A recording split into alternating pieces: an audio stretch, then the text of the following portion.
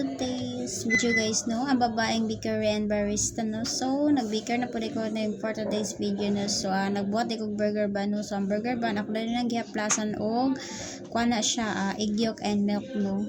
So pag umana na isibog na to kinapamantay isa, di ba, mauna siya ang burger ban. So mana na siya og pares nato. So ato na siyang pahiran sa egg yolk nga naay milk siya. So kana atong pahiran tanon, no. So mauday na atong buhaton, no, pag mahuman og rest ang burger ban aton na siyang pahiran, din pagkahuman na ato man na siya iluno dayon sa oven. So pag kuman og pahid ana sa tanan ato day pahiran na sa tanan, no. Pag kuman og pahid ana ato day nindot man og sesame seed. So mao man na ang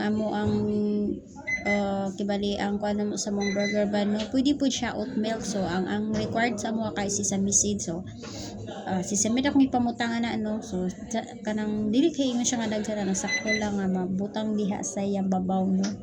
Para po siya arti-arti gamay ba. So mao na burger ban guys, no. Then pag humada na pagbutang na din na syempre ato na ibutang diya sa kuan oven. So ang time day ana is 25 minutes lang, kay dali ra man kay na siya maluto ang burger ban.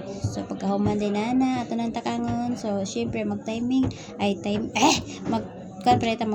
ana. So madali na siya ang ato ang finished product. Tara, beautiful katong burger ban.